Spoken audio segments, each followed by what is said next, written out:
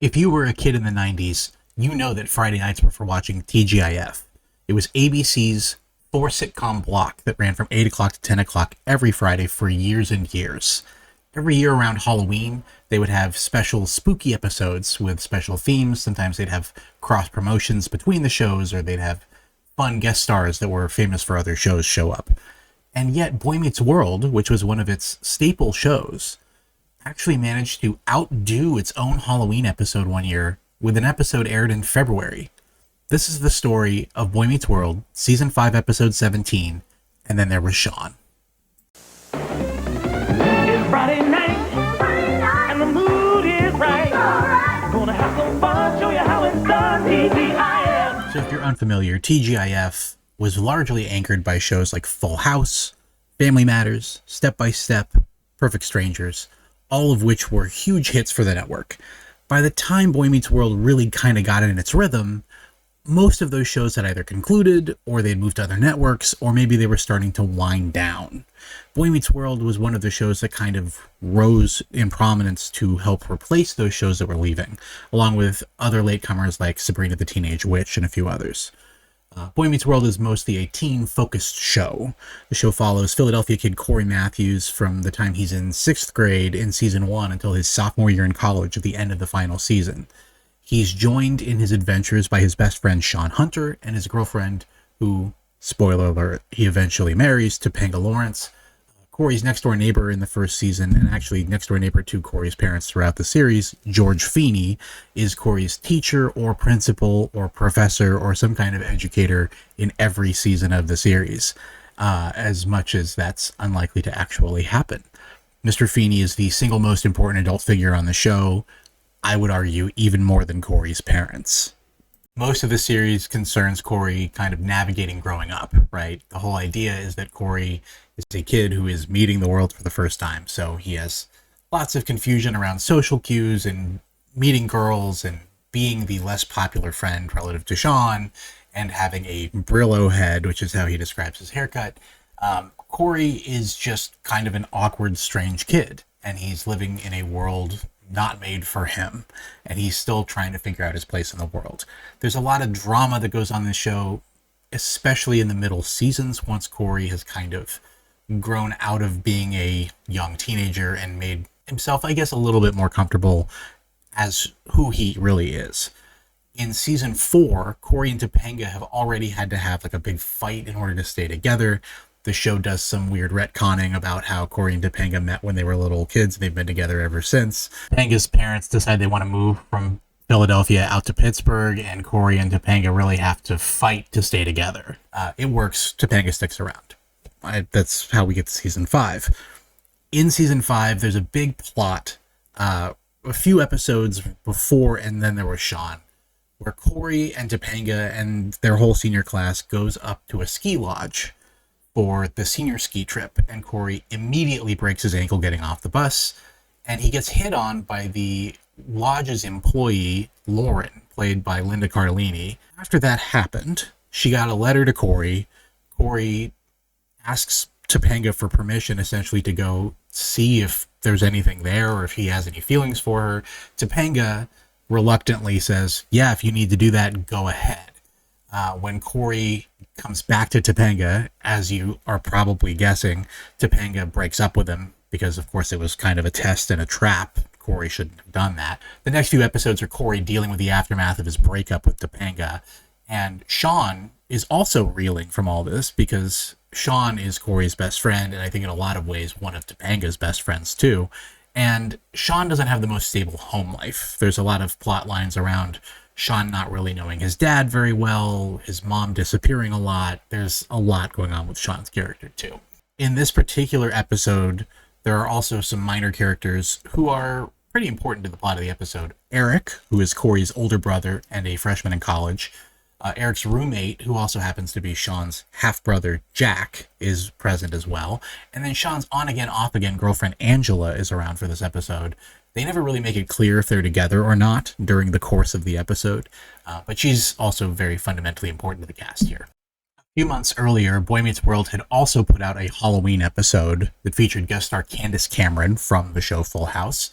She played a witch, and she was sort of using Shawn and his brother Jack in kind of a sacrificial manner. It was very light TGIF fare. Nobody was ever really in any real danger.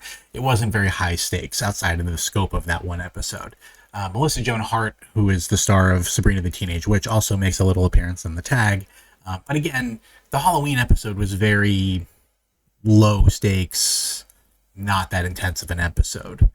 Not the case with And Then There Was Shawn. I saw this episode when it first aired. I must have been 12. I think I was 12 years old. I saw this screen when I first watched the episode. I turned it on and I was trying to convince my mom to watch it with me. She never really watched the show with me. And this is what popped up on the screen. And if you look up in the corner, I can't really point at it because I'm down in this little box. There's a TV PG rating with V as the code, and V stood for violence. TV ratings were still pretty new at the time, and it was pretty common for TV shows and whoever was in charge of the ratings to make mistakes for the reason codes. Usually the ratings were usually right, but the actual, like the codes that said like D for dialogue or S for sexual content or V for violence, sometimes they just got the codes wrong. Somebody made a typo or hit the wrong button or whatever. No, actually, I was wrong. They did not make a mistake. This is the only episode of Boy Meets World that's rated TV PG for violence, which, hell of an episode for me to try to start my mom on. This episode starts as a pretty standard Boy Meets World episode, and then it very quickly descends into a killing spree. It's not a gore fest, you know, it's still Disney-owned broadcast television in the 90s here. But the episode really does kind of depart from the standard sitcom multicam format. You know, you get a lot more handheld shots and a lot more single camera shots, POVs that you don't normally get in a show like this. I understand the crew was very inspired by the movie Halloween to get some of these handheld shots, which I think is just like a fun little bonus. Before we move too deep into this episode, I do want to point out I am going to be talking about the plot of the episode. Yeah, I'm going to be revealing the ending. If you haven't seen it, and you want to watch it before you watch my video, you absolutely can. Disney Plus has it. I think it's probably available other places as well, but it's season 5, episode 17. I would say if you have not seen it and you aren't planning to watch the whole thing and you don't just want to rely on what I have to say about it, go watch it first and come on back. I'll be here, no pressure. The episode opens with a kid named Kenny, who we've never seen before, and we will never see again after this episode, asking to borrow Topanga's pencil. Hey, Topanga, can I borrow your big pencil? They're not divorced, Kenny. It's just a trial separation. And don't think I don't know what borrow a pencil means, okay? Nobody's borrowed more pencils than Shawn Hunter. Hey, thanks for not getting in the middle of this. He was just asking for a pencil. I know what he was asking for, and if he asks again, I'll stab that big pencil through his heart. You hear me, Kenny? A wild overreaction from Shawn Hunter here. But it's also pretty funny. It's over the top, but it's pretty funny. I have to mention here that I don't understand, like, where the big pencil concept came from.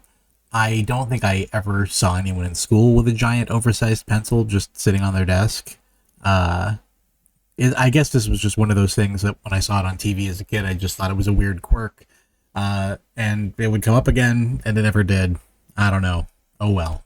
The scene continues. Shawn's interruption has turned into Topanga interrupting and then Corey interrupting. Mr. Feeney gets fed up and he ends up separating everybody on opposite sides of the room.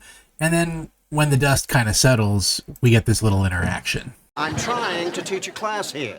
Now, Mr. Hunter, Nebraska. Oh, don't try and change the subject. Quiet! One more crazy interruption and all you nuts are going into detention.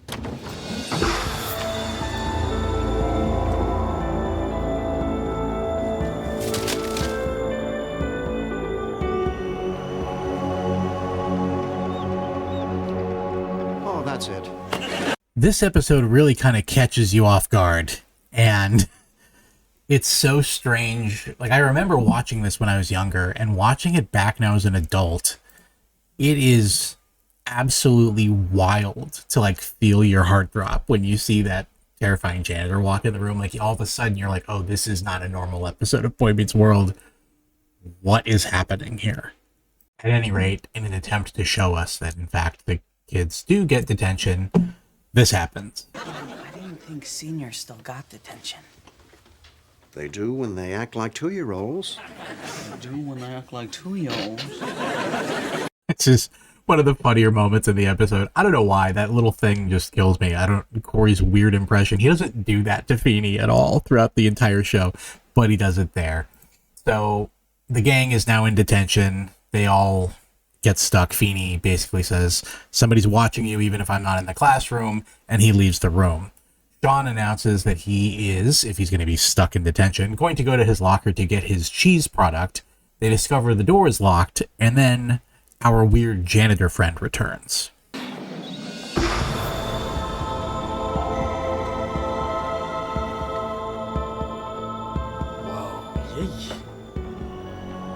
Do you think he works on that look? Hey, Giggles, we're locked in. Do you have the key? Hey, you want to let us out? Okay, this is getting scary. What is going on? I don't know, but I like it.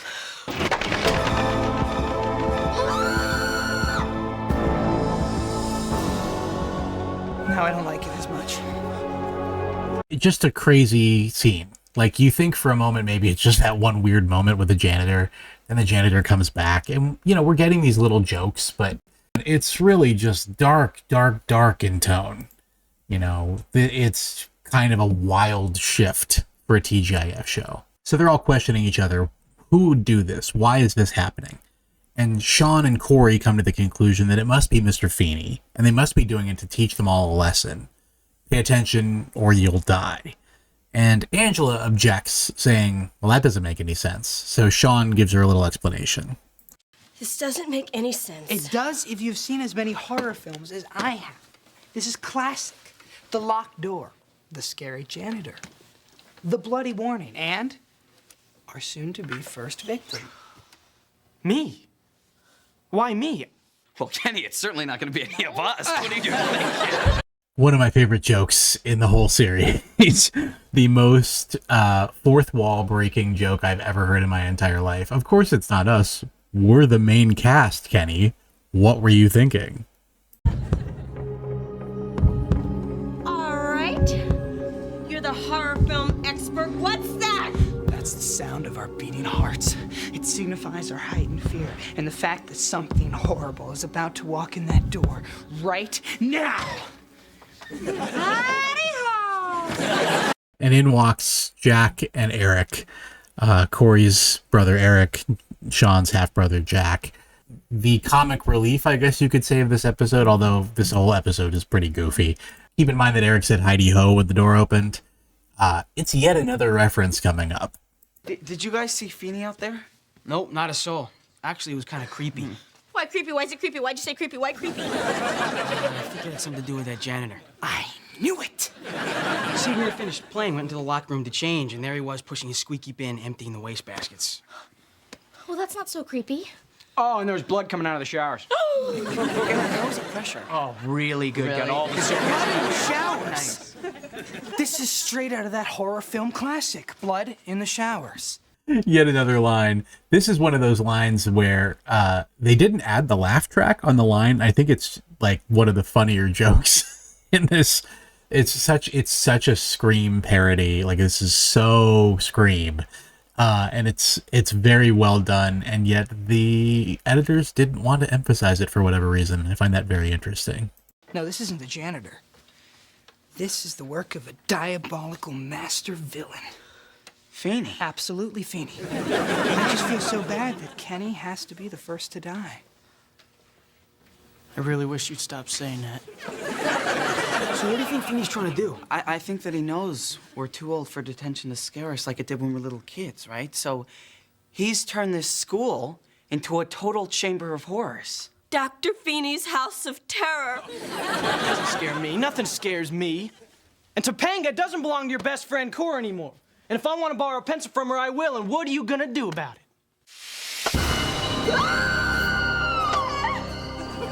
Well, I'm gonna wait since the last time you were scared. No. You scream when the lights go off. The scream when the lights come on takes away from the first scream. Now you're just being loud.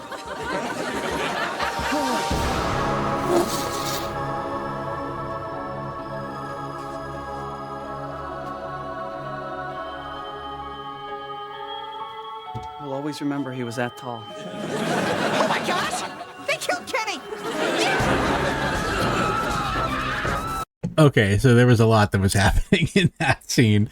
I think we'll always remember he was this tall is another one of those brilliant comic lines that probably didn't get its due. So funny. And as you undoubtedly noticed, Eric yelled, "Oh my God, they killed Kenny." South Park reference. South Park was pretty new when this show released this episode. You know, in 1998, South Park was, I think, in its first season. Heidi Ho, "Oh my God, they killed Kenny." These tropes were brand new and very novel at the time. A much more adult-oriented kind of cartoon and content than what ABC typically referenced. At the same time, the horror in this episode and sort of the meta humor really does reflect the fact that it came out right after the second Scream movie came out. So it had Scream 2 in its back pocket, and then I Know What You Did Last Summer had just come out as well. So ABC producing this episode was kind of a landmark in taking risk and really kind of pushing the envelope on what its audience might or might not know. So everybody runs out to the hallway, panicking that they can't get out. Shawn explains, "No, of course you can't get out. All the doors are locked and chained by now," which of course allows us to watch all of the kids go running down the hallway, running back and forth in yet another montage of weird cultural references. This time, I'm going with Scooby-Doo based on the way they're running back and forth down the hall. And they all end up eventually running back to Shawn, who says, "Why won't you believe me? It's all so simple."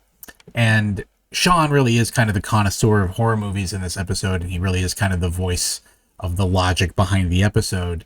And it's very funny to watch everyone kind of flail the way that they do in this episode, while Shawn is absolutely cool and confident and knows what's going to happen, and don't you worry about a thing.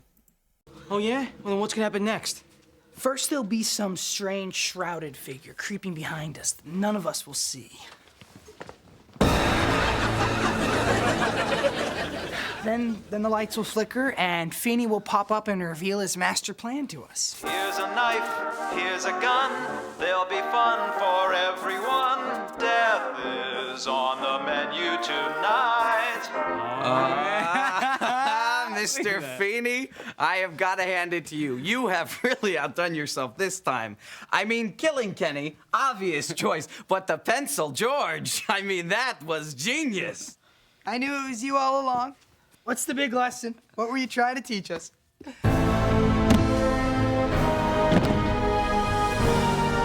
my gosh! They killed Feeney!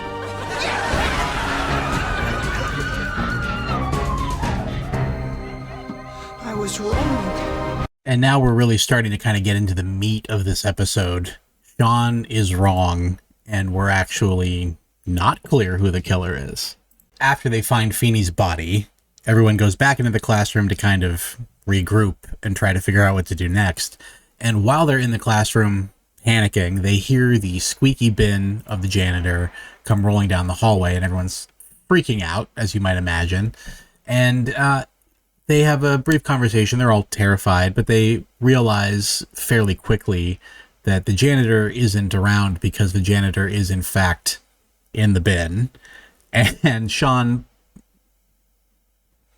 grimaces as he looks into the bin, pulls him out. There he is. Angela screams one more time. And, yeah, things just keep getting worse and worse and worse. At this point in the episode, the kids all kind of decide, hey, we need somebody to really kind of figure out what's going on. Eric sort of accidentally volunteers to stay in the hall and runs into someone. A surprise little guest star. Okay, I forgot to mention this scene. I don't even know if I'm going to use it. I'm going to record it in case I do decide to. But there's this little scene where Corey and the rest of the gang are trying to figure out what's going on, and they have this little interaction. The killer is one of us. Like in, the killer is one of us. Dun dun dun. Enough already. Do we upset you? Yes. Upset you enough to kill? Dun dun dun. Dun dun. Okay. I think we need to face it, everybody. One of us is a crazy, psychopathic murderer. The question is, which one of us is it?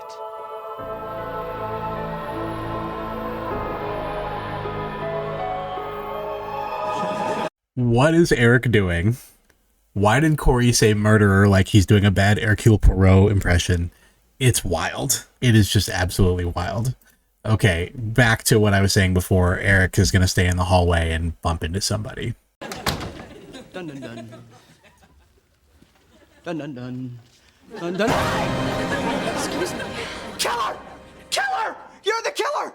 And I know you're gonna tell me you're not the killer, and because you're beautiful, you think I'm gonna believe you, but I'm not! It's just like that movie, Killer, Killer, You're the Killer, and I know you're gonna tell me that I'm not the killer. I believe you. Yes, that's Jennifer Love Hewitt in this scene. It's a little bit insane that Eric just immediately starts making out with her in the hallway. Odd choice. In real life, Will Friedle, who plays Eric, was actually dating Jennifer Love Hewitt in real life at the same time. This is how this all kind of happened. So anyway, I'll let the scene play on. You see, I'm a new student here, and I was in study hall, and I got locked in. I've been so frightened. You are very friendly, aren't you? I'm friendly enough to keep you safe from the bad killer, man. Hi, Eric Matthews, and you are? Jennifer Love Pfefferman. Jennifer Love Peppermint is one of the more insane choices for a character's name I've ever heard. In case you weren't aware of it, Jennifer Love Hewitt was the star of the movie I Know What You Did Last Summer, which had just come out, and she had kind of risen to prominence as like a 90s scream queen when the movie released. Just another fun little tidbit that the writers threw in there. After she tells everyone that they should call her Pfeffy, after all everyone else does, the phone rings in the hallway. Hello? Do you like scary movies? What's your favorite? Ooh, okay. Well, I like that one with the hottie hot hot from Party of Five. Nev Campbell? Duh. And we get yet another Scream reference. Eric breaks the phone at this point and rips it out of the wall and says, oh, we could beat the killer over the head with this. It's not very useful, as you might imagine. And the gang basically decides, after the killer says to Eric on the phone, which has now been ripped out of the wall, hey, I'm going to come and kill you guys, to stay right where you are, and I'm going to come kill you, sound good? And the gang, as you would imagine, immediately runs out of the hallway, and they end up in the school's library. As much as this goes against my horror movie instincts, I think we should split up. That way the killer can't get to us all at once.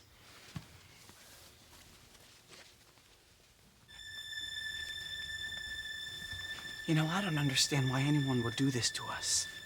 I mean, we're good kids. Why? For what reason? Hey, we're all scared, but you know what? Don't worry, we're gonna get out of this.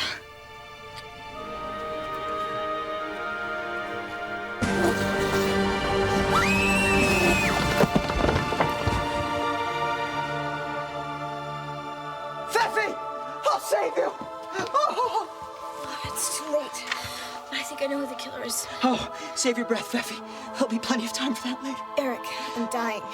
Oh, right. Okay, then maybe you should tell me now. I caught a glimpse of the killer just before the books hit me. The killer's...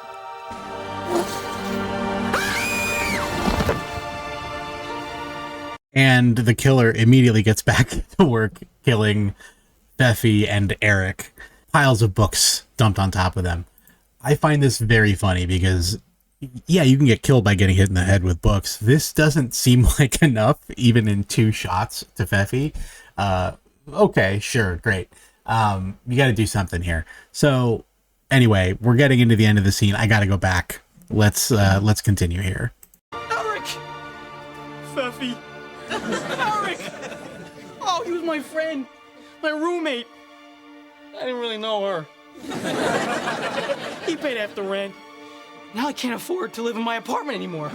Wait, if I can't afford to live in my apartment anymore, then I don't want to live. That is a level of overreaction that is, I wouldn't say it's unmatched, but it's unmatched by most media.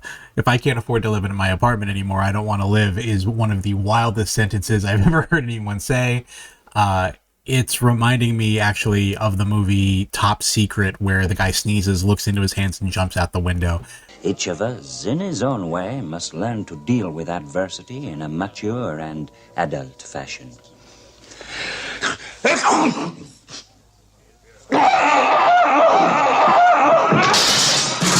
It's so over the top.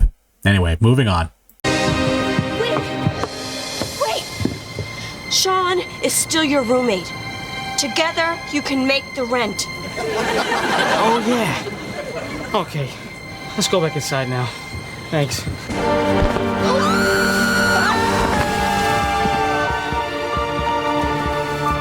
And see, this is what happens when you overreact.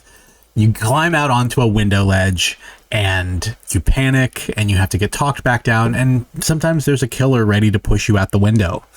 So anyway, back to it. We're getting close to the end here. Okay, I know I was wrong before, but I really think this guy's the killer. Why are you doing this to us?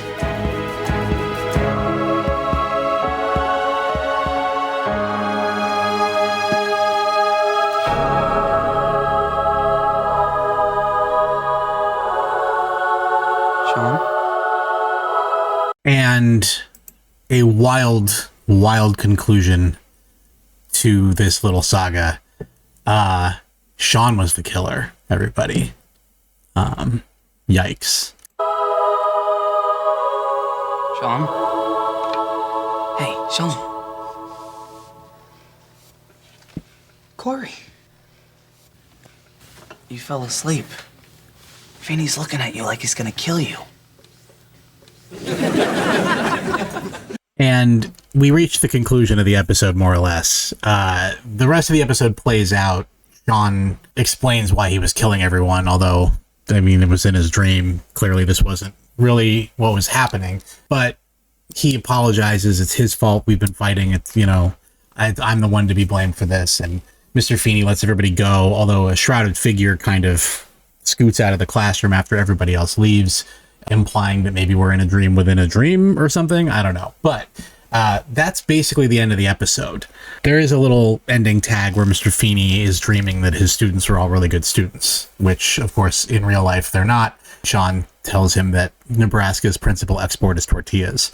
So despite the sort of mild cornball ending, this is a really unusual episode. You know, the show made references to multiple shows and movies intended for much more mature audiences than its typical Boy Meets World TGIF demographic. You know, it's teens and families and kids.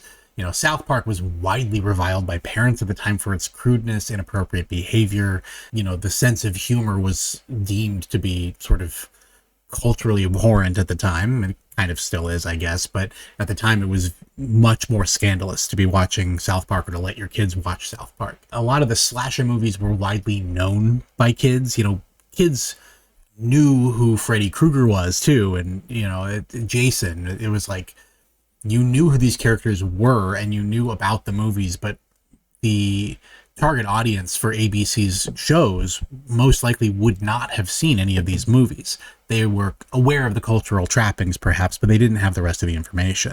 Arguably, this is the best episode in the whole series run. It took a huge risk and it paid off. I would say many of the cast gave their best performances. Will Friedle, who plays Eric in particular, his character gets very silly in the later end of the show. You know, the last few seasons, he gets very, very, very silly. And he's silly all the way through this episode too, but he's silly in kind of an accessible, appropriate way, as opposed to being just sort of off the wall crazy like he is in some of the other episodes.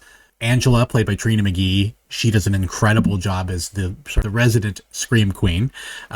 You know, it's really well done. The writers repeatedly break the fourth wall You know, it's sort of like in the Scream franchise where the characters know they're in a horror movie, the same kind of idea. You know, the gang knows that Kenny will be the first victim because, of course, he's not in the main cast. Shawn's horror movie knowledge directly parallels Scream as well. And the show also manages to foreshadow Shawn as the killer all the way through the episode. It's very, very subtly. You can't see who's pulling the strings when you watch it through for the first time. But, you know, there's the whole idea that it's always the person you think it can't be. The same way Kenny has to be the first victim, logically one of the main cast couldn't possibly be the killer. But it's Shawn saying that it's always the person that it can't be, and Shawn is one of the people that it can't be, so here you go. Or now Feeney, who is the killer, will pop up and reveal his master plan, and kind of Shawn has been doing that, and revealing what the plan is going into that episode's, you know, sort of middle of Act 2. Yeah, when Shawn says Feeney's going to pop up and reveal his master plan, he actually kind of reveals his own master plan by revealing all his horror knowledge and, you know, the shrouded figure that keeps appearing behind them and all the other, you know, his knowledge that, of course, all the doors are chained. Why wouldn't they be chained? You know, he sort of had all the beats down already. He was so confident he knew what was happening. And the reason is because he was the one doing the killing. I will say that this episode probably startled the hell out of parents and younger kids all across America. This is probably one of those shows, you know, that people remember as being like the first time they really got frightened by television. You know, I think there were certain episodes of TV, certain movies that really kind of got under the skin and into the brains of younger people. And I think this is one of those episodes that the right age group was going to get really spooked by this. And I can tell you right now, my mom was like, what is this? Are you watching this every week? And the answer was no, this isn't what the show was like. But when the show took creative risks, it became a considerably better show, like noticeably better. And it's a shame it didn't do it more often, because really and truly, this level of sitcom, you know, mastery is kind of unheard of in this era. Yeah, this is a wild episode of TV. It is absolutely wild. I know this is one of those episodes that has stuck with me kind of my whole life since I saw it. It was before this episode and after this episode. It just changed the way I thought about stuff on TV. And what TV could do, you know, how they could set you up with a certain expectation and then just totally knock you down. So, you know, that's kind of where I am with all this. If you have an episode of TV or a movie or maybe a cartoon or a piece of music or something that really hit home for you, that really subverted your expectations and really kind of stuck with you, I would love to hear about it in the comments below. Please also subscribe to the channel, like the video if you liked the video. I have a Substack. There's a link in the description below if you want to go subscribe there as well. I'm all over the place. Thanks again for watching. Hope you have a great Halloween. Have a good one. See ya.